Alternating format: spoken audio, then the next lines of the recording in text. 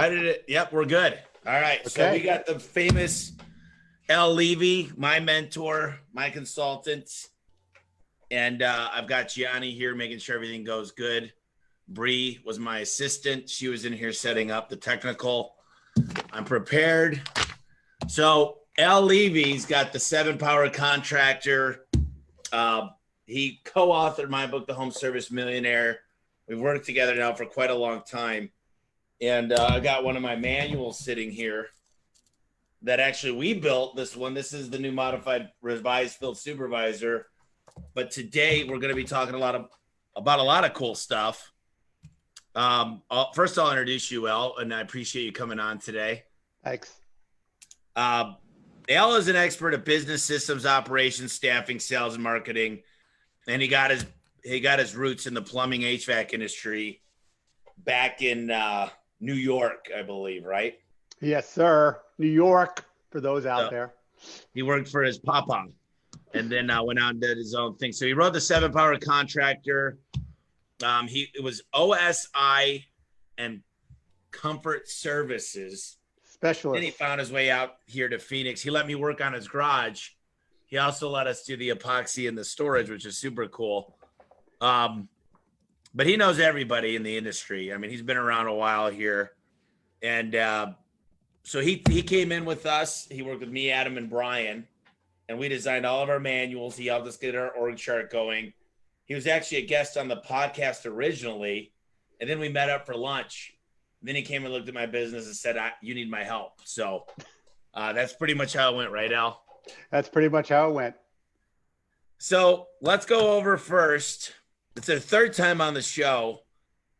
Let's go through a little bit about what the 7-Power Contractor has in it and how you start, because the hardest part is getting started. I talked to my cousin the other day and he goes, I just can't sit down and write a manual. He goes, I don't even know where to get started. And I said, it's not easy. We had to be stuck in captivity for days on days on days with Al. And now I think I'm up to 30 manuals. I mean, the manuals are what we live and breathe by. But why don't you go ahead and talk to us about why you wrote the book and a little bit about your journey? Yeah, as most people who out there came into family business, I was third generation. Business was started in 1936 by my grandfather. And, my dad and my uncle took it out and went into the heating business. And from there, my brothers and I showed up, and my two older brothers, by the way. And then I realized one day that, if we didn't start doing other services, we were going to lose our customer's basement. So that was really the motivating factor to get to plumbing, heating, cooling, and now they do electric as well. I also was a member of what was before Nexstar, C2000. That's where I met the beautiful and talented Ellen Rohr, who has profoundly changed my life, but also great guys like Frank Blau and industry giants like George Brazil. And so really what it was is, when you show up in a business, as a kid, Tommy, as 8-year-old, you're emptying baskets, cleaning up toilets, you just do everything. Business is really your life. But I didn't officially start, until I was 21 and put 26 years on my clock. And I will share with you, as I've shared many, many times, it was New York, union shop, crazy stress, out of the world. Sleeping with the phone next to my head, and back in the days when they had a beeper and two-way radios. And it was just crazy. It was just like, even when I tried to sleep, I was not asleep, if you know what I mean, because I was waiting for the phone to ring. And this was not a small shop, by the way. We had already got to like 70 people. And so fortunately for me, I've had great people come into my life, which is one of the reasons I give back, in the work that I do, is that if you've been given a gift, you're obligated to give it back. Now, Tommy will attest, I get paid for what I do, but that's not putting my kids through college. I didn't have to work again when I left. And really the change was the systems. The systems is what really made the difference. And so the very first and most important system were these operating manuals. And I had tried for years, Tommy, to put them together. And I, typed them up and got it really big. And the first one I always like to talk about is the employer-employee manual. And all of you probably have one of those things. And it's really a good CYA, and what means cover your anatomy for those who want to keep it clean. And then it was really just, I went into court, in front of the lawyer, it's like a 300-page book. And the guy looks at it and he goes, do you run this in meetings? No, no. Have you gone through it with your people? I go, no. He goes, you think the average person knows what's in that book? Because they don't. So your case is out of here. And Tommy, I learned one of the best lessons in my life at age 25, that if it's not in plain English and if it's not in the culture and it's not alive, it's worthless. That was when it was printed. Now it's worthless digital, if you follow what I'm saying. Yeah, no, one of the things you've taught us is to really incorporate it into every single week of learning some stuff out of the manual. And it was funny because I was on an executive call with my 5 guys. You know them very well. Yep. And we were talking about a gal in the door department that was failing at the dispatching. And I said, well, show me where her manual's at. I want to look at it and I want to find out what she's supposed to be doing. And Adam says, well, it's only 20 days old, so we haven't wrote the manual. And I said, well, Brian and Adam, you guys are going to have a fun weekend. So they wrote the manual that weekend. And what do you know? Now she's doing amazing and she knows what I tell people our manuals are the playbook on how to win. And the KPIs in our service site and other places like QuickBooks, those are the scorecard. And I love when people win. And they can make a lot of money working for me. I mean, I've got CSRs that are making over $30 an hour, but they are really good. People say, how can you afford that? I said, how could I not? They're booking. That's the brilliance. That's the brilliance that you have, Tom. How could you not? How could you not? You know, and you know, there's something that was said is, what if you train them? And I got to tell you this, I've got 2 full-time recruiters, my full-time trainers. I've got manuals. I've got a learning management system. And the quality of people that are coming through the door. Scott Cole has worked for me for 9 years. He's our new field supervisor. He said, how are you finding these awesome people? I'm like, well, there's 500 a day applying. And we're building that down to get a couple out of that 500. Well, guess how much money we paid? We get $1,500. $1,500 to employees for referral fees. Guess how much we paid out this month? Oh, no. It was over $60,000. Wow. Wow. It's the best money I've ever spent. Yeah. This month. That's amazing. These people, I mean, you should see the smile from ear to ear in these new hire for attitude and train them. Without you and without the manuals, I would have to still be trying to steal competitors and find guys with bad attitudes that are just going on the next best thing that'll leave me. And what you helped me discover was, what happens if they win the lottery and they leave? And I've had magic people come into our business. Adam, Brian, Luke, Ross, they're all magical. But I know one thing. If they leave, there's a playbook on what they need to do. And I know I don't need to be here anymore either. It's so crazy. I could leave for a month. I could leave for a month at a time, and I've done it. And we've set records without me here. And you told me the story, and I'll let you tell it. But tell us the first story that you had a one-on-one. You have 2 daughters and you've got an amazing wife, and you told her one day that you needed 2 years. Why don't you tell us that story? Yeah, that's a good story. So like I was saying about this crazy business, and people had to call me up like for every little thing, every 5 minutes. And by the way, I hated their guts. You hear me? I hated their guts. I hated their guts for stealing my life, stealing my day minute by minute. And, you know, they couldn't do anything. I don't even know how they got dressed, tied their shoes. I was so frustrated, angry with what was going on. And the worst of it, Tommy, is I felt like a hostage at my own business. And really a turning point is I went in and saw my dad, my 2 brothers. We sat in one office and I looked at them. And I said, I woke up today in a cold sweat thinking, what if they all left? I said, you know what? I feel like a hostage of my own business. And they all said to me, yeah, we do too. What are you going to do about it? In a New York attitude. I just said, I don't know right now, but I will know. And of course, that's where the birth of the manuals was. I finally realized I could not write it myself. I had to go out and get my great friend who would keep me from doing what I knew I was going to do, Tommy. I was going to lock my door. I was going to sit at the thing and write the 10 commandments, you know, come out with the tablets and try to enforce this on the people that work for me. Again, New York City union shop. Good luck with that. Not going to happen. So I was really lucky. And what he brilliantly pointed out to me, Dan, was that it's more than just that person. They interact with each other. So what I always talk about, triangle of communication, which is CSR, dispatcher to tech and back, that fixes companies the fastest, because a lot of people grab a manual from out of the internet, this one, they're not written to be together. And the momentum of each of the things and those along that path of the call taker to the dispatcher, back to the tech, and back up to the dispatcher is what fixes business. And that's really what takes control. And in your company, yours is a great example. Now, Tommy is a rare duck in our businesses.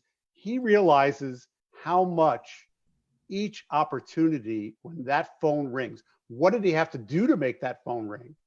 And what could he do with that call? Instead of people thinking like, I could buy a new truck, I could get another piece of equipment. Hey, you know what? I was a tech. I love all of that stuff. You don't have to sell you. But if you can't make a tool work, it's worthless. Well, the manuals is a tool. It's really another tool in your toolbox, a different kind of tool, but it's the only way. So what Tommy was telling about the story is people were stealing my life. And 2 young kids, I said to Natalie, I said, my wife, I said, I'm going to be gone for 2 years. I know you're thinking I'm already gone, but I'm going to be gone working on building people that in 2 years from now, we're going to be able to sit on a beach, go away for vacation and not have the phone ring. I don't know why I said that, Tommy, but it was like somebody set it out into the universe. And 2 years later, because of the manuals, which allowed me to build a staffing curriculum, which allowed me to build a training center and put great willing people with no skills out onto the road better than any tech that had ever walked in through the door. And then 2 years later, we were out on vacation. I turned to Natalie and I go, has my phone rang? And she looked at me and she goes, no. I said, there you are, hon. You know what? Look, it's real. I mean, you've worked with me for a long time. And I'd say the key word here is operational consistency. It's the fact that I've got a predicted outcome. The first thing you did when you came in after, well, you gave me a bunch of criticism. You said, hey, why are there calendars on the walls? Why is your garage open? I could have stolen your whole warehouse with your own forklift. You said, who's using anything but Google Calendar? You said, what's this cord doing now? Show me your org chart. But one of the things you did was you got 4 technicians and you interviewed them all on how they do certain processes. And you came back to me and said, every one of the guys I've interviewed does things differently. And what you need to create is a manual, but you said standard operating procedure on how to do this stuff. So we took a lot of time, effort, and energy and said, this is the safest, most efficient way. And it took some time. I mean, our tech manual is 56 pages. And then we've got the install heavy and the technical side. And then we've got the manual for the service side. I mean, we've got a lot of manuals now that I think about it, but these guys understand that in the training. And it's really hard now, I think, that they're going to be to catch up to us because we can make awesome techs. There's not a lot of companies that can say that. They can't make CSRs. They can't make techs. They always look for experience. And do me a favor, though, because the 7 Power Contractor starts out with the way to start the operational side, but go through all 7 powers. Yeah, I would say planning is always, the first thing. Like when, especially I was doing one-to-one consulting with you, and Tommy said that I criticized him. And for those of you who know me, I'm not a critical person. I'm a very nice person. It was nice criticism, and I could take it. Yes, Tommy's skin is thick enough to take it. But really, that was my job. It's always been my job. Is people are always think about yourself when you go out and visit other shops. I guarantee you, when you go to somebody else's shop, you can see all the things that are broken. Your problem is you can't see it at your own door. And I had to bring in friends in the industry to tell me the truth that I was blind to. And I was lucky I had some great mentors do that for me. So yeah, it starts with planning. And planning is really what I like to think of as, if you think of your projects, all the million things you have to do, it starts with a funnel. There's a master project list. Project list is not just projects, it's also habits. So Tommy has learned how to master one of the most important habits is the step of delegation. And all of you out there hate delegating. How do I know? Because I used to hate to delegate. And the reason I hated to delegate is I gave you a project, I let you go. 30 days later, I show up and you have thoroughly disappointed me. give me that thing back. And you all do it. And so Yeah. what have you trained your staff to do is, well, I shouldn't do anything because you're not going to like the results anyway. And now we're both upset and frustrated. So of this master project list, it's projects and habits, steps of corrective action. There's a lot of great things you need to do, along with taking control of your warehouse, getting your truck standardly stocked. That's one of the things that Tommy and I did. We got his shop and his trucks to be uniform. Yes, showing off. These You are know, my Tommy, steps. Tommy is a story topper. Did you see how he pulled that out? Yes, he walks around with that because Tommy was the other side of what we all begin as. We're not delegators, we're dumpers. We go around and walking down the hallway, go, hey, take care of that. Yeah, take care of that. And then we just forget about it. Or if we do remember it, never got done. Tommy has learned the discipline is if you don't delegate right on the front end, nothing's going to turn out right on the back end. So steps of delegation, very critical. So we work our way down this master project list, typically 100, 125 things, down to your top 30. What's going to fix your biggest problem or challenge or greatest chance to grow and be profitable? And there's your 30. What would you do in a year from now? What's the most impactful things that you can do to fix your company? So there's two giant strainers. It either fixes the biggest problem or challenge or the greatest chance to grow and be profitable. And then you work your way down the list because you cannot work on 30 things to your top 5. And you use the same strainers again, fix the biggest problem or challenge, greatest chance to grow and be profitable. And then here's the tricky part. I know that you are crazy busy. I don't care what size company you are. But you tell me if it fixes your biggest challenge or problem or your greatest chance to grow and profitable, what is more important than that? And the answer is nothing. Yeah. So I recognize you have to work in the field. And by the way, I never stopped picking up a toolbox periodically. I just moved myself down the depth chart. I was the last guy to run, not the first guy to run. And even the same thing at dispatch desk. I was the last person at the dispatch desk. I worked myself up to work more on the company than less in the business. And that was the great book by Michael Gerber, which Tommy is also a fan of. And really the takeaway is if you're always working in your business and never on the business, nothing's going to change. And I was doing what Tommy always talks about, the definition of insanity. I lived it. I'm not preaching. I lived it. I would just do the same thing, expect the different results, and dumb on me. Okay. But I did fall in enough holes to realize that I had to do this.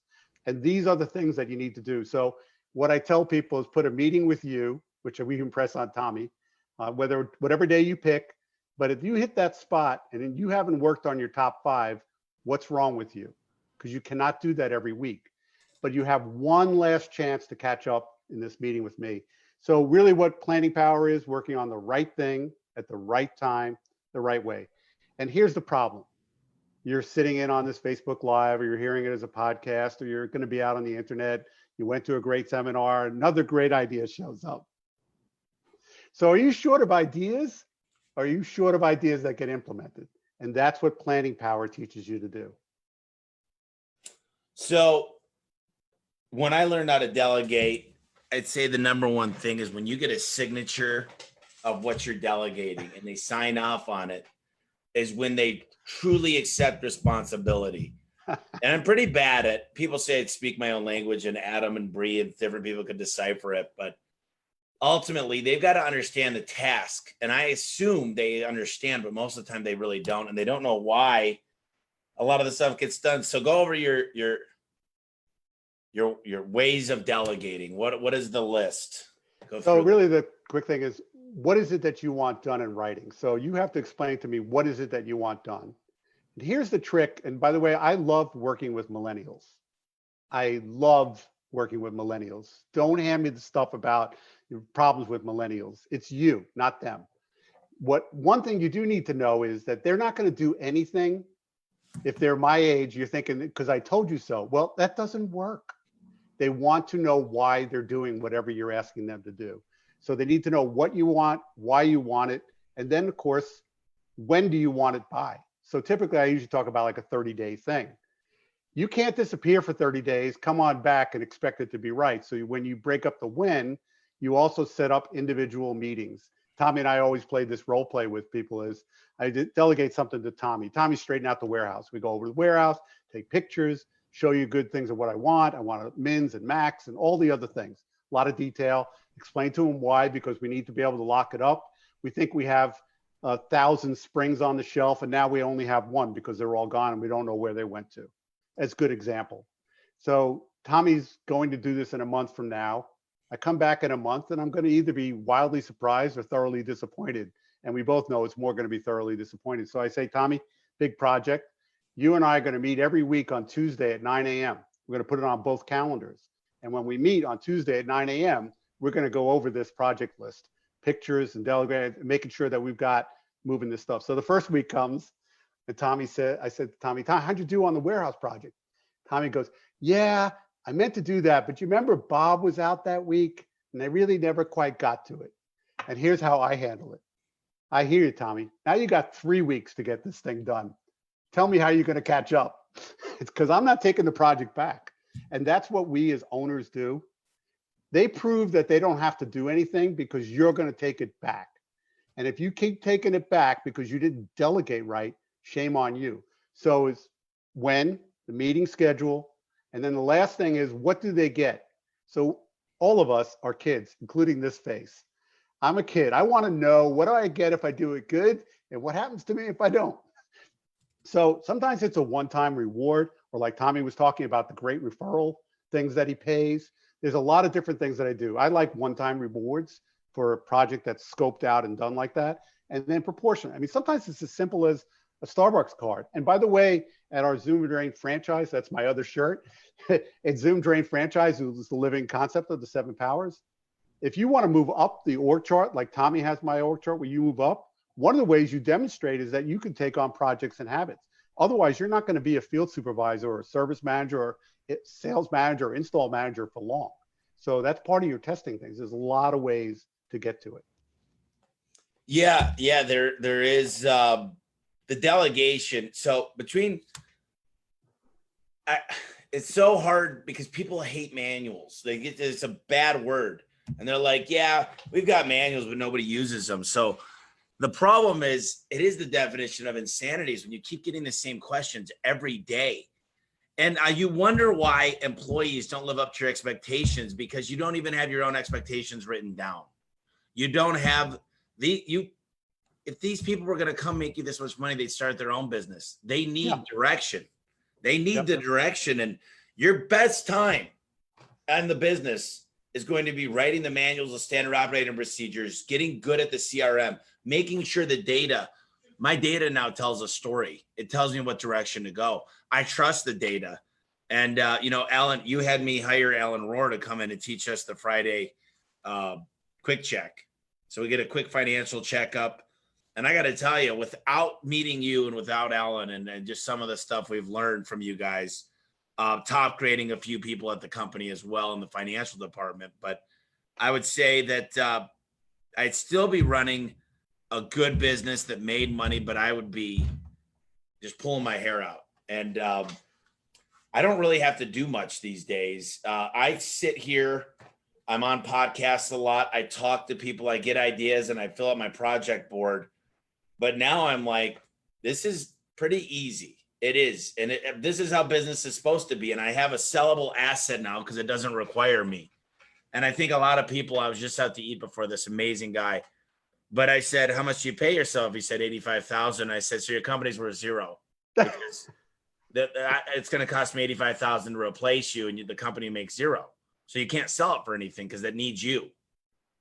Isn't that right? Oh, that is so true. So many businesses are built around the ego of themselves that they're not willing to give up. And this is one of the things that I had to face a very tough decision one day as I was driving around. I recognized who I was, and fortunately, it was a relatively early age. So why didn't I create these systems, Tommy? Why didn't I empower my people there? I mean, we're 70 people strong, right? Why? And I couldn't understand it. When I got tired of like pointing the finger and angry at them, I realized it was still pointing back at me. And here's why. There's 3 things that was going on. I liked being the rescuer. I hated them for bothering me, but I liked to ride into the rescue to save the day. You get it? Yeah, you're a firefighter. The second thing is, I liked being a fireman. As a kid, we played fireman, cop. You know what I'm talking about. I liked coming in, putting the fires out, and much again, I hated their guts for doing it. I liked it. And the last one was, I like being the guru. I like being the smartest guy in the room. My ego was such that I wanted to be the smartest guy in the room, which, as you know, Tommy, totally shuts down your ability to bring in great people, right? Brilliant people who should be brighter than you or have more skills than you. Yep. So once I was willing to give up those three identities, magically I was freed up to write the manuals. Now, here's what I will share with you. Your beginner manuals, or what Tommy's talking about, why, yeah, we got them on the shelf. Here's why they're on the shelf. Because they're not really your manuals. You plucked them off the internet or you took them from some other place. They don't all fit together. They're not integrated. As I always talk about, it's like if you built your great race car with a Toyota engine, a Ford body, and Hyundai seats, it's not going anywhere except blowing itself to pieces. The manuals that you try to put together, you're trying to go for 100% or perfection. Because if you're a tech, like I was a tech, you're always thinking you're going to make it perfect. And it would, in the old days, it was this big. It doesn't matter that it's digital. It's worthless. It's not even worth the quote unquote paper that you would write on these days. The other thing is it's not really designed to be friendly. It's not a big brother, big sister coaching me. So the tonality of the manuals is super important. So the manuals that Tommy has for me has that tone. It was created that way. It was set up that way. And it's not one of these article dash 1.53 dash 0.2. It's like a law book, most of the manuals. I've looked at so many other people's manuals. People who brought me in because their manuals went nowhere. So we had to put them in the virtual garbage can and start again using my manuals and editing it. And Tommy, my manuals are like 90 to 95% done pretty much for every contract. I'm talking about trades that I was not in. I never worked as a kitchen cabinetry guy. I did that with it. I worked, never was a roofer, did the roofing thing. Because the trade manual is really about 1/10 maybe of the things that you need to run your manual. So I always talk about the org chart being the bingo board. And your job is to cover the squares with a manual for each. That's why Tommy's talking about so many manuals to really run your business. And you're thinking, well, if I look at your org chart I can't believe my name is in every box. Yeah, it is.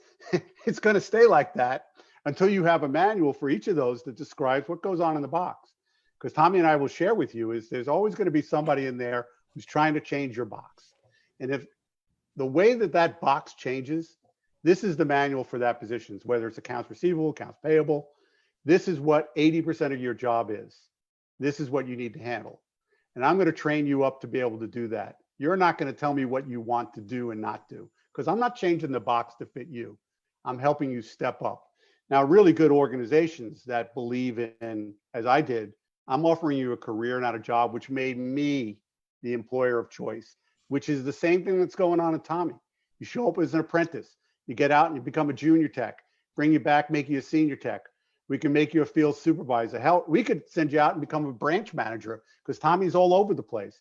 And the reason that it's so is because Tommy's foundation, not just the manuals, but all of what got built on the manuals allows him to go anywhere and compete and dominate every market he's in.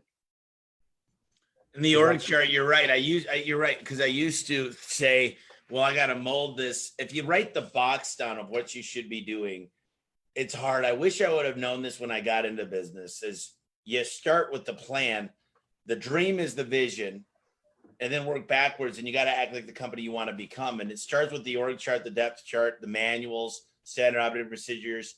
What I hate is people always say, well, I'm not big enough yet for Service Titan. I'm like, and I love Service Titan. I think it's one of the best CRMs out there, but I'm like, when you get that big, first of all, you won't be able to change. Secondly, the reason they get big is because they get on Service Titan, because it's got valuable data that helps you follow the certain things. So the manuals, it's done something for me. It's given me freedom, and it's given people the playbook on how to win.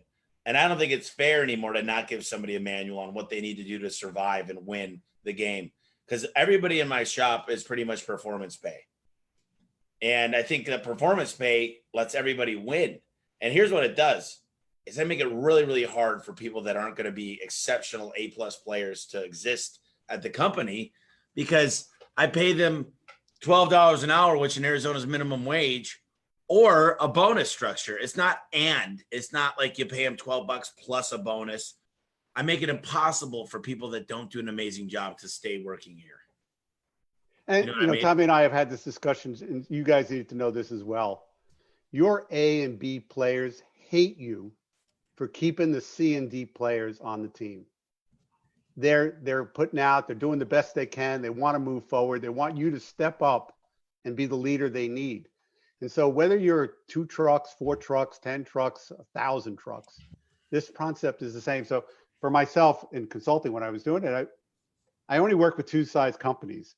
A company that a couple of hardworking guys or women got control of the business.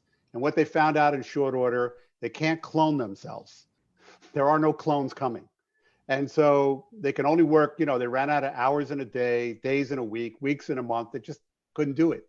And without systems and this foundation that I always talk about, those 7 power blocks, they're not going to get to where they need to go. And for those that's the breakthrough moment that I've shared with so many companies. The other ones are these fast growing companies, a lot of next door shops that I work with. And it was like chaotic. And the joke of it is when I would arrive, they were pretty much sang the same song. It looks really pretty on the surface, like a swan, but underneath my feet are going crazy because they're trying to manage this thing and they can't. And they have to overpay people. They have to entitle people. They have to do all of these makeup things. I am not a believer in top down. Tommy knows that I like building a pyramid or a house. I start with a great foundation. I'm a bottom up company. Everybody at the bottom of your company needs to know how to win, be successful, do their job to earn the next box on your org chart. They're not coming to me for their homework or allowance or bump in pay because they know, because I had salary levels so that when you pay yourself your next bonus. Not me. Yeah, it's interesting because a lot of business owners I've seen, and they look so good. You're right. They look good, but they're not scalable, and it's managed chaos. And that sucks. I mean, it takes a long time it took me a couple of years to get it all figured out with your help, obviously. But the biggest thing I hate is the people that are listening right now that are going to find an excuse why to not do it. And just like I did, they're going to say it's not the right time. I'm too busy, COVID, the weather, whatever they've got, they're going to figure out a reason to stop and not start. And they go to all of us too. We go to these great events and we get all these notes and none of them get put into the calendar. None of them get done. And this is the most important one that needs to be done is you got to see the vision. You got to know what your company's going to look like. I always say hire around your weaknesses. If you hate accounting, you shouldn't be doing accounting, but you should be able to at least learn enough to know what a financial quick check is. Yes, that's the key point here is Tommy's not letting you off the hook. Ultimately, you are the financial manager. You need to know that the numbers being handed up to you are timely and correct because ultimately you're in charge of the money. Does that mean you have to do the ledgers? No, not at all. That's not the right use of your time.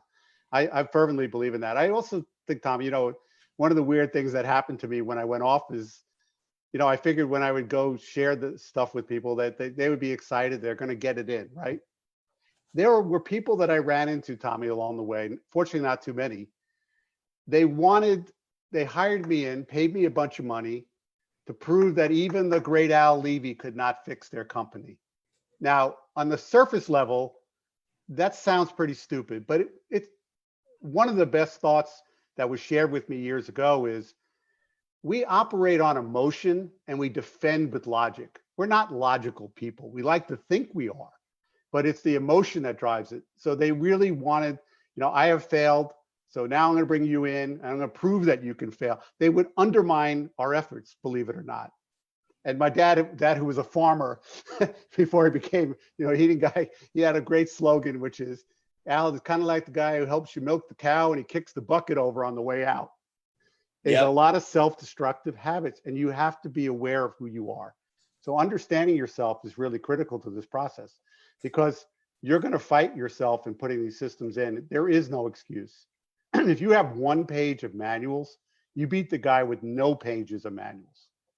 And thinking that you have job descriptions, I can tell you what your job description is. Do this, do this, do this, etc. Well, we all know what etc. is. It's whatever you wake up today feeling like it should be. If It's got nothing to do with how I can fill that box.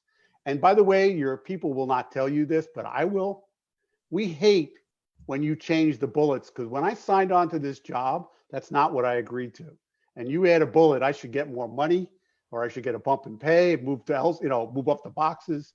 So it really comes down to that a job description is really not a good way to go. In the absence of nothing, job description better. But Tommy, you're being hired today to be a tech. Here's the tech manual. You and I are going to go over it. So you know exactly what's in that manual, because I'm going to read it aloud and you're going to read it aloud and we're going to discuss it. And every week you're going to be in a meeting where we're going to do 1 to 2 pages. It's never fallen out of the culture, because one of the things we haven't gotten to yet is the manuals have to be in your culture. And I have a good story about how culture gets broken quick, if I got a second here. Yeah. So a great contractor, he's done phenomenal up in Vail Valley. Another one of these chaotic shops. He knew how to make money, but it was just crazy killing him. Didn't know how he could scale. We put all these great systems: planning, operations, staffing, sales, marketing. He also worked the financial, did all the 7 things. He checks in every once in a while, just tell me how great life is, which is really nice. But he wrote me during this COVID thing. He goes, Al, I don't know what's happened. All of a sudden, the culture is back to this, us versus them. And I can't believe it. I go, well, tell me what's changed. So he paused and he goes, we couldn't meet in person anymore. So I did stop my meetings, my weekly meetings. I said, okay, you hit it. It's those weekly meetings where you read 1 to 2 page and we discuss everything that somebody reads out of the thing. We talk about what can be done. Is there a better, cheaper, faster way? If so, we'll change anything that's in there, because that's how they live. If not, this is how we do it. He called me up 2 weeks later after he reinstated all those meetings. He said the culture was back to this as a bond. They worked as a team again. So meetings are super important. I think they're really exponentially important when you have great systems that you keep in the culture all the time. Yeah, one of the new hiring positions I'm hiring for right now is a daily. Every single day, the technician's going to get a text message and a phone call from a big brother role to say, here's what's expected of you today. Here's your goal for today. And here's how you're going to get there. You got to sell 2 service calls into door sales. You need to sell Max Life. You need to sell Bottom Rubber. We're pushing them. But I always said, you got to inspect what you expect. And I love the idea of this, because these people, I want to know their personal goals. Do you want to pay for your children's tuition? Do you want to go on a big hunting trip? Do you want to drive a Harley across the United States? Then we tell them how to work through us to get their goals. And I got to have someone that loves and wants goals. And I've done my team has done such a great job at hiring the amazing people that want more out of their life. And we realize that we can be a conduit for them. And it's just kind of fun for me, because as I'm writing these manuals for these new marketing roles and these different things, man, we are becoming a pretty big force to be reckoned with. I would not want to compete against us, because you read the manuals and you're like, this makes sense. This is a playbook on how to win the game. This answers 80%. You always see the 80-20. 80%. Yeah. It's not the 20 that trips you up. It's the 80. And, it's just refining yourself, repeating the same stuff over and over again. Tommy and I have done a thing about like shoe covers. Do you want to spend your whole day telling me where to get the shoe covers? Because I don't think you do. There's more things to be fought. And the other thing about, what Tommy talks about is, I'm a firm believer in that you need to give them some financial education and some goal training. And so in the best shops, along the wall where they meet, they have, their picture and their goals and their achievements at the company, and every class that they certify, kind of like, stripes down your sleeve for the military. Same idea. I really believe in that. I also want to make sure that, because Tommy and I have, a lot of times we'll put sales out there and people like all of a sudden freak out. Tommy and I are not advocating that you have the right to sell anybody anything that's not in their best interest. So I want you to be really clear about what I said, because we believe that we are the expert when we show up at your door, in his case, the garage door, and we do a great job of explaining. Our job is, now I know you've been on Google for 10 minutes before I showed up, but I still think I'm the expert on garage doors, not you. Now I don't get to be arrogant. I'm not saying that, But what I am saying is because of the manuals, because Tommy makes them bring it to life, there's a training center. They have to prove they can do stuff. They have to prove they can make good recommendations. They have to prove they're neat and clean before they actually get to do the repair in our home, being the training center. So I'm not coming to your house, Mr. and Mrs. Homeowner, to learn how to do garage work.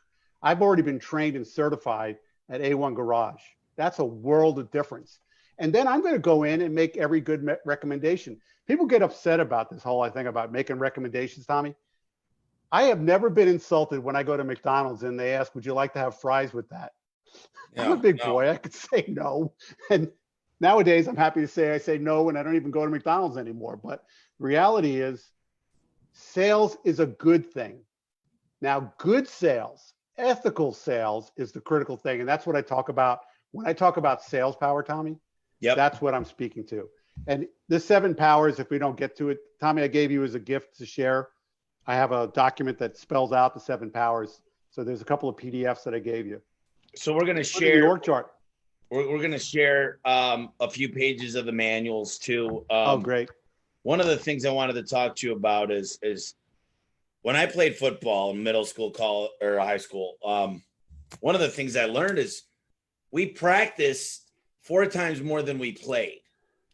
And I always go back to being an athlete because I'm very, very competitive. One of my core values that I always talk about is aspire to be number one. It's the second one on there. And I had this gym teacher, Mr. Dolinar, and every once a week in gym, we'd study a sport. And that was our manual. We'd learn how to play. We learned what a field goal was a 2-point shot, a 3-point shot in the paint. We learned all about basketball. Then we learned all about football. But I'll never forget about how much we practiced. And sometimes we did 2 a days. But in business, we don't do this. In business, we don't practice. We just put them straight onto the field and say, play your best. I love that. Any homework. I love it. Doesn't make sense to me. You know, Tommy, that's such a great way of putting it because most of us have played sports. And, you know, even like going out to the golf, I'm not just walking out and smacking golf balls around. Tommy and I have played. I'm going to warm up. I'm going to invest in myself. I'm going to train, you know, take some good lessons, get out there, practice and play. And there's times I don't play. I just go practice. And, let me just tell you, this is important. You brought up golf. The best players in the world, here's what they do. They manage everything. How many greens hit in regulation? How many up and downs? How many sand shots? How many putts did they do? And then you go to the greatest thing you could do. You say, I'm not hitting enough fairways or greens in regulation. And that's the number one thing they need to do to fix their game. But you gotta take these numbers out and you gotta say, man, when I walk into a business, if I want to help them out, I say, okay, here, let's start out this. What's your revenue? Okay, what's your profit? How many jobs do we need? What's your ticket average? And then I look at their conversion rate. Then I look at their call booking rate. Then I look at their cost to acquire a customer. And I'll circle 2 or 3 of them and go, this ticket average is horrible. This conversion rate is abysmal. And your cost per acquisition is crazy high. And you can literally quadruple the profit of a company because I always say revenue is for vanity, profits for sanity. But it's so easy when you know the numbers. And you brought up the golf thing because just people aren't even looking at this stuff. And it's so nice that I could be, Al, you've told me this, and it's true. As I became a dad, even though I don't have kids yet, I'm the father here.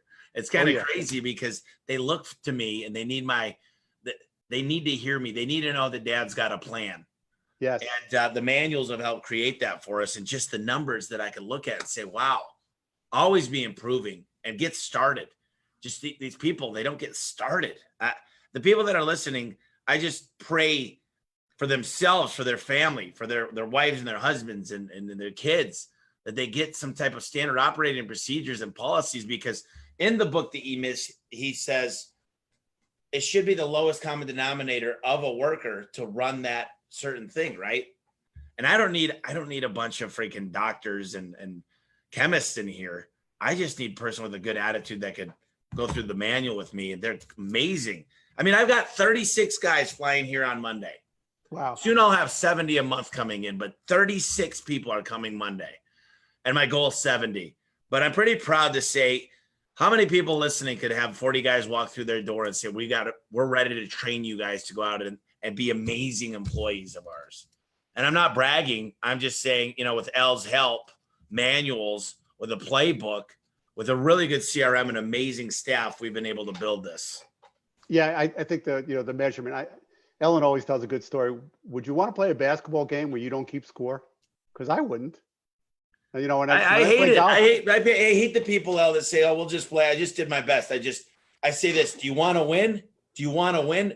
There's two type of people, Al, and I used to hire a lot of people that they hated to be last, but they didn't care about.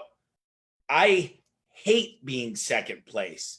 I love the guys upstairs here that they walk out and I go, dude, what's wrong? They go, dude, I'm number 3 this week.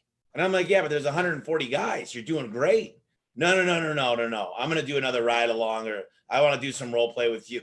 I got to figure out how to be number 1. Those are the best people in the world, the people that need to win. And that's who we hire now. I really love competitors. Find something that they're passionate about. I know you love golf. And they say, tell me about the last time that you went golfing. Who'd you go golfing with? And what is something that you did really, really well? What are you passionate about golf? And if I go through these interviews and I'm like, man, this person is not competitive at all. They don't care about winning. And those employees, I don't want them to work for me. I got to tell you, Al. And I'm not saying you got to be an athlete to work for me. What I'm saying is you got to have a drive to want more and win. And as I started to hire better, it's funny because the manuals came first. But now I do predictive index. I do a cognitive test to see how fast they can learn the manuals. It's crazy. Oh, even for me, Tommy, years ago, I just assumed that everybody could read, speak English. It's not true. No. A lot of people can't read. I was playing a card game. Yeah, I was shocked. So we had to actually set up reading classes for them because if they're coming on the team, they've got to be able. It's non-negotiable. And stuff was getting more electronic even when I was still there 20 years ago. Now it's just even more. As an HVAC guy, you're really more a computer expert. So much stuff is computerized. And even with your garage door and my phone that has the IQ thing, so I know when my garage door is open and I can close it from my car, it's not negotiable. You have to have these skills. And I don't see that as a burden. I see it as something that, come to me, because I'm going to help make you better, no matter what you do. My brother Richie had a good thing about, which was he felt you could have a bad day. You could even have a bad week, but you cannot have a bad month when you're on our team. I got to do whatever I got to do to help you. And if you have to leave and you got to go, we're going to love you, but we're not going to keep you here. You're waking up. I think the worst thing, Tommy, is that, wake up dreading going to work. I'm saying for people, it should be, I'm ready to go. And the people that you're describing is, put me in, coach. I want to go. That's funny. Yeah. Winners, and they love to hang around and they love to help each other. Someone on a podcast earlier asked me, they said, well, don't you feel like when you teach people they have to be number 1, that they don't work well together? And I'm like, you would think that, and that makes a lot of sense. But I said, ultimately, I'd explain this. I'm going to spend a percentage of revenue on advertising. That's how I do it. So when you work hard to book that phone call or offer a customer a bottom rubber on a garage door, you're helping out your coworkers because they get more opportunities and better customers the more marketing we do. So I explain how to wrap it all up and bring it together. But, these guys, they work so well together and they're trying so hard for all of them to elevate. And I had to fire some of my top performers. But somebody asked me the other day, they said, how do you build a culture? I said, get rid of all the people that roll their eyes when you talk, first of all, because that's horrible. And I've had those guys. Get rid of everybody that rolls their eyes. And number 2 is think about, you taught me what WIFM is, what's in it for me, but I think about what's in it for them. And if you truly come to the bargaining table or your desk with how can you improve their lives, everything changes. And it's kind of cool because I don't care how much money anybody makes because they've earned it. And I've set up the system. I think, Tommy, that's really the big turning point for most owners. I'm going to make you really rich, but you're going to get rich the right way. First of all, the customer has to be served. So you're not getting rich at the customer's expense. The company has to make money because otherwise you don't get money for long for you to win. But if you hit the goals and you hit the metrics and you play right, and now I'm a firm believer of trust and verify. I have mystery shoppers out there making sure that you're on the right path. I will go right along with you to make sure, because people always write that off. You're going to show me what you do and how you do it. For tech, and just one quick wrap up, is it's sales, good communication, operation neat and clean, and an expert technical repair. It's not one of those three, it's all of those three. And taking young, willing people, and you can build those skills in, because I've done it everywhere and every trade. You help me be able to build them, and we teach sales, operational, technical. One of the things I'm finding now, even when they come train for a month, they train for 6 weeks, is the technical side of being able to do it efficient and fast takes time. That's a hard one. But our sales and our operational are just, they're unstoppable. The technical side, certain guys take longer to learn, and we're really getting good though. But I got to tell you, I could do 5 jobs in a day. I recommend nobody give their guys more than 3 calls a day, unless you have to, and maybe go up to 4, because I would say 3 to 4 is a pretty good rule of thumb. Now, there are some shops where they only need 2 or 3 calls a day, and they're really good at what they do, and they get great reviews, and they've got a great sales process, and they're the best trained people in their market. But 3 to 4 is a good rule. If you have to give me 6 day calls, people brag. They go on these stupid little Facebook pages with all the workers, no good owners on there. And they all say, oh, my guys could do 7 jobs a day. I said, my guys could do 10. Who gives a shit? I don't give a shit. I got to tell the customer. They got to tell me they love me. I got to get to know them. I got to diagnose the person before I diagnose the problem. I want to show up there. I'm going to spend 30 minutes talking about, if I were coming to your house, I mean, I'd see your golf clubs. I'd start saying, where do you golf? I'd get to know you a little bit. And I'd get to know Natalie, and I'd say, listen, I'd educate. So we build rapport, we educate, and then I make sure to have the tenacity and the follow-up to make sure we're going to close. But ultimately, these companies that are doing 7 to 10 jobs a day are just going there fixing the bare minimum. They're doing a Band-Aid fix. They're not doing the real stuff. And it's not in the customer's best interest. It's not. Not. I think it is. And they brag. And I know. They brag. It's not in the customer's best interest. And this is really it's been a battle for me for 20 plus years to try and get to this, Tommy, because you're not serving. Now, the manuals have some best practices like we put in, and they are what we both fervently believe is something that we recommend because it is a best practice or a code requires. The garage door, a lot of people can just write it off, but that door comes down. There's kids, there's your pets. There's a lot of things to do. And as Tommy taught me, the door is either all the way up and won't come down, or it's down and it won't come up, or it's stuck in the middle. All 3 are really bad because you got to go somewhere. And so, yeah, it's not really hard. I hate to say this as a thing, Tom. All I have to do is make people good. I'd love to say I have to make you great. You don't even have to be great to make a lot of money and succeed and serve your customers well. Now, if you are committed to being great, no one is going to catch you. And when I was in business, I fervently believed no one was going to catch me. And I believe with people like Tommy that I've worked with, no one's going to catch them. They only have one competitor. It's the guy they saw in the mirror when they were shaving today. It's BYB, better your best. That's what I tell people is I don't have any competition. I don't care what anybody's doing. We're reinventing the game. And this game is like, no one's ever heard of door knocking for garage doors or affiliate marketers. They don't even know. We're doing things that people wish was even possible. And that's something important too, is I've always respected HVAC because they're smart owners. They're not techs. There's a lot of people that do 20, 30, 40 million in the HVAC industry, 100 million plus. And you go into an industry like garage doors and you see the owners, and they're all technicians that became owners, but they never stopped being technicians. And the day I learned to work on the business and actually have a foundation and train and care is the day that I basically found freedom. And I stopped. I thought I owned a business since 2006. The truth is I own a business since 2015 because I had to work every day. And if I didn't show up, nothing got done. Oh, no, I watched it, Tommy. I watched how you had to interact with every person there. And your staff. Me and Adam called it the TNA show because it was Tommy or Adam had to do everything. And now I was bragging about Brian and Luke and Ross and Jed, and everybody has all these things they're working on. And there's not just a couple projects going on, there's several dozen. In fact, we just hired a project manager. She's working on 51 projects for me.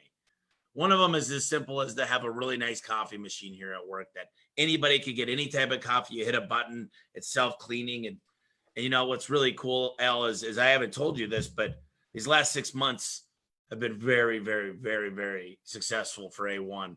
And I love buying stuff for people. I love the new tea maker. I think it's great. I love catering in. I love it when you see their face. Yesterday, I went bowling with the whole staff, all the new guys. They all came over. We had pizza. And I was like thinking to myself, man, this is a couple grand. It was a fart in the wind. Whereas before it was a lot of money. And you've talked to me about putting money away and making sure I've got enough. And now it's like, one day I woke up and I was like, oh my gosh, there's an extra $1 million in the account. Then I'm like, wait, there's another $1 million there. Then I'm like, man, there's millions and millions building up. And I'd never, it's mind boggling to me, but I feel like everybody should have a chance to get it. And yeah, I really feel like now, I mean, you're right. How can they catch up? Because I'm a marketer. Yeah. I consider myself, I love marketing more than anything. And then I love sales. And there's two things you told me I could never give up as an owner. And that's marketing and accounting is the finances. And I love marketing and a lot of people aren't very good at it. So that's where I feel like we could win too. But my staff, they show up. We've got checklists and I love showing the customer the checklist. And I say, hey, here's everything we're going to look at for you. That's a process. And I'm getting better and better at it. But, you know, they asked me, they're like, you really think you could get to $1 billion? I said, no, I don't think so. I said, unless I die, I'll be $1 billion operation within 5 years. And how do I get there? I know, you know, Tommy's no longer a customer, quote unquote, but I don't doubt any of it. And the good news is the systems he has with tweaks and adjustments. Look, we just went through COVID. Now those manuals, Tommy had to edit it just like a couple of my other ones, but we already had stuff on PPE. We had general safety basics. We just had to tweak it. Most of you had to start from nothing. And something else is going to come up. I'm really just going to leave it here with you is that you owe it to yourself and everybody who works with you and your own family to stop trying to micromanage your own business, stop talking your way through running your company, stop issuing one-way memos that don't work, and commit to systems. And of the most important one is operating manuals. And that's what Tommy is a fervent believer in, as are many other people like him as podcasters. They recommend the same thing. This is, you know, they understand that this will change your life. So Al, I don't want to go into specifics, but I think I paid you in the 6 figures range to do what you did for me. And you didn't have the program you have out now, which kind of gives everybody, at least gets them started on the core manuals. And you're going to give away, I think we're going to give away some pages of the beginning so they understand. Yeah, there's a sampler we gave so they get a taste of it. Yep. So what does that look like? There's a couple different programs, and obviously I had to pay for the real deal to sit. Well, it's different. You know, Tommy was able to do something that you guys are not able to do, which is get my butt off this chair and onto a plane and off to you. And so, and you know, I'm grateful, and I worked with a couple of other good big guys as well. But I recognize, you know, that the clock is running. Sands are coming out of this hourglass. So a couple of years back, I put the manuals online, but I took the video lessons as if when I'm sitting next to Tommy, I broke it down to 23 videos. And they're nothing longer than 5 minutes. But the key things you need to know, because it's not words on a digital device. It's so much more than that. It's the tone, it's the words, it's what you put in, it's what you leave out, it's how you roll it out, how you get buy-in. And so I'm your virtual coach. And I start with the 3 key manuals, what I talked about before, the CSR, the dispatcher, the tech, because that's what fixes company most. Then I have all of these other 30 plus manuals, if that's what you want to go. My advocation is if your company, and you look at the org chart, which Tommy is going to share with you, if you want to cover those boxes, then you are probably more a candidate like Tommy is, which was all access, which allows you to have all of the manuals. And then you get 6 support phone calls from me during that 6-month period. So when you run into problems or challenges, It's just a phone call away. And I also have some email support built into that. So it's either one of these two ways. The worst mistake you can make is not getting started. And that is what's available today that was not available a couple of years ago. And Tommy has a link, specific link to use, because Tommy has negotiated a 10% discount if you use his link to one of those two programs. Yeah. So what else we're doing is I'm going to give you guys a lot of Al's resources that he lets me give out, like the few pages to get a sample, try it before you buy it type thing. But also Al is awesome and said, I'll come back on next week to answer questions for an hour. So what I want you guys to do when you watch this video is think of some really good questions, because he's very good at it. And it's not one or two people he trained. The CEO Warrior, what's Mike Gugliero. Yeah, Mike. I mean, I was on a podcast the other day, and most of the people had been trained by you, and it's interesting. So come up with really, really good questions for next week, and Al's going to answer them all. And we're also, do me a favor. This is another thing. We're going to give away 15 of each of these. So here's what I want you to do. I want you to say, hey, Al, my name's this, and I own this company. And we're going to send you the first 15 people to share this podcast and write that on the link are going to get a free copy. We're going to mail them out to you. Literally free. There's no other shipping or anything. They're free. So and Al did a really, really good job on his book. It's short. It's concise. He's got it on Audible. We went to the same recording studio, I think, to do them. We did. But Al has got a lot of knowledge. He's worked on everything from HVAC, plumbing, electrical, garage doors. You've worked with cabinet manufacturers. What other industries have you been involved in? I worked with a roofer, a condo builder. I actually worked with a photographer in San Francisco. So I've done a lot of different trades. Yeah, roofing. Yep, a whole bunch of different things. Again, the trades are really pretty similar. Not that much that's difficult. So I am looking forward to handling your questions next week when I will be live at the A1 Garage Master Super Hub Shop. It's the hub. It's a hub and spokes. It's the center of the earth. It's all going down. So next week, so ultimately, we're going to talk about manuals. I love the idea. If I had to tell somebody what to do, and I say this every day. I'm on more podcasts now. I was on 3 yesterday. I'm on a lot of other people's podcasts too. And I said, Scorpion, they're all, it's crazy. But I say, man, here's what you need to do. You need to sit and think about your business, and you need to get an org chart and a depth chart. You need to have standard operating procedures. You need to pick a good CRM, and you need the manuals.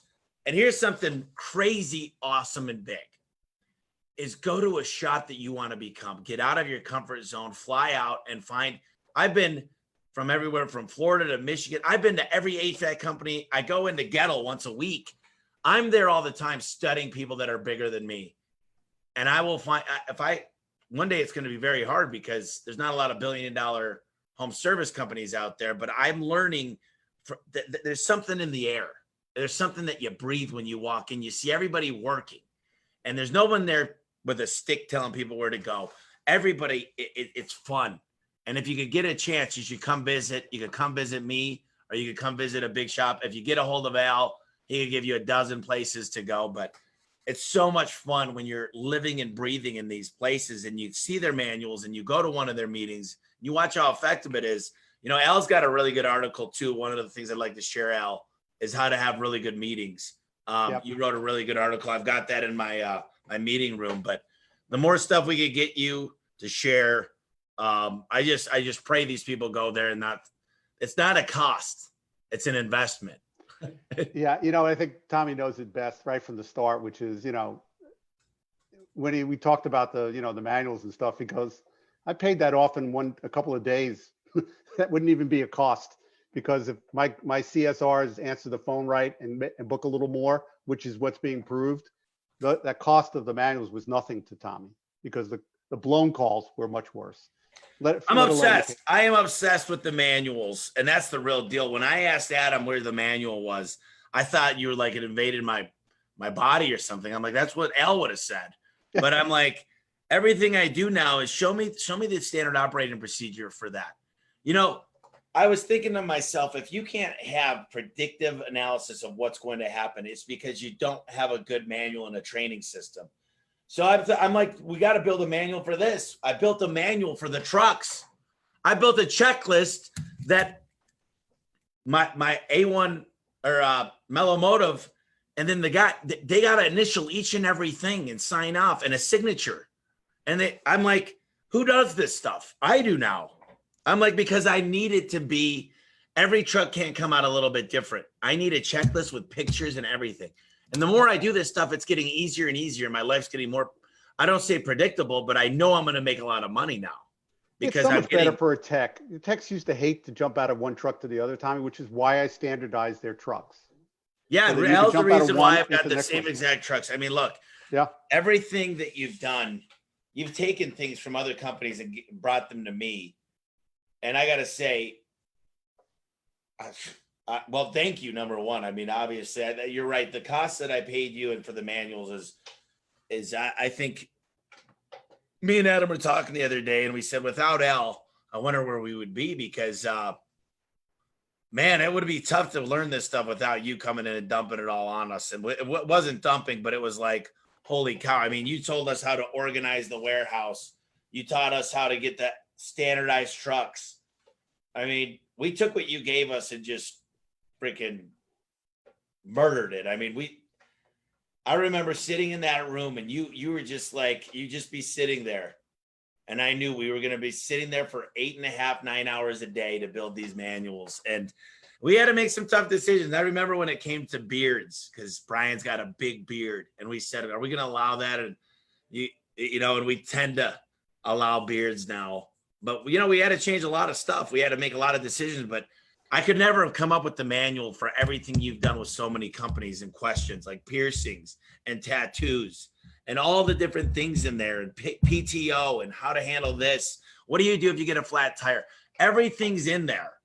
And we read it all the time. And we always are making policy changes. Like I just said to Brian an hour ago, we've got to change the trainer's manual, the last thing in there. But, Al, I guess what I'm trying to say is it'd be crazy for people not to take advantage of what you're giving. And I've already done it. I'm a living, breathing client of yours. And I wish you had this out before, but I would have never changed the time we've spent together. Yeah, so. For you, it would be a different story. We had to do the thing. But for the average person out there, all I can share with you as the last thought is it's so much easier to be an editor than a creator. And whatever time you spent, I spent $150,000 on the manuals alone. Not all the other things I brought to Tommy. Myself, in today's money, I spent $150,000. So you buying the manuals online, and I didn't even have a tour guide, tour guide. So you're getting that in the videos and the workbook and stuff that I didn't have. So, yep. It's cheap. It's in my opinion, it's almost free is how it's an investment that we're so much more, but investment is what I would say. It's time to invest in yourself. The next tool or toy you buy is not going to make as big a difference as this. Well, Al, hopefully we get a lot of comments here. Looks like we've got plenty of people watching. 7-power contractor. We're going to send out 15 of each. So please be sure to share this video. Everybody should deserve to get manuals and figure out a process to make the things the same. Well, last thing I say is I learned this at McDonald's. I wrote about it in my book. Is they have a 4-digit code they got to press to wash their hands. And they knew that each employee was washing their hands every hour because of the system designed about it. And so if you systematize the business, it doesn't need you. And that's ultimately what's going to give you freedom. And people say, what do you want? What is your goal? I say, I want to do what I want, when I want, with whoever I want. And that means I can fly to Alaska today and not care. I don't have to look at the bill anymore. That's the biggest thing for me. The check presenter gets delivered. I put my card in there. And it feels good to have freedom and know I can do what I want, when I want, with who I want. And Al's a big piece of that. So appreciate you very much. Any last thoughts, Al, to close us out? Yeah, for me, Tom, I would just say for me, the motivator was less stress and more success. I was making a bunch of money, but I was going to be dead. And I knew that at a young age. I had to change my ways. And you have to look at yourself in the mirror and ask yourself, are you on the right path? Because you don't have to continue down that path. You can change it. Tommy and I are firm believers. You wake up tomorrow and start thinking you can instead of you can't. And things already have changed for the better. Awesome. Well, think of some great questions. And Yes. next week, Al's going to be here. Make sure to comment in there if you want a book. Just let us know, and I'll make sure you get one. Al's book. I was crazy because I had to buy them because I give them out all the time. Man, you are expensive. This is $25, man. But Shipping and handling. Coming on. Shipping and handling. Shipping and handling. Yeah. So thanks for jumping on, Al, and I'm looking really forward to seeing you next week. Look forward to it. All right. We'll see you later. I'm just going to stop recording here. And I think we're good. I think I'm still live. I'm just going to call you right now. Okay. Let me call you on the phone. I'll talk to you in a minute. I'm jumping out. All right. Bye.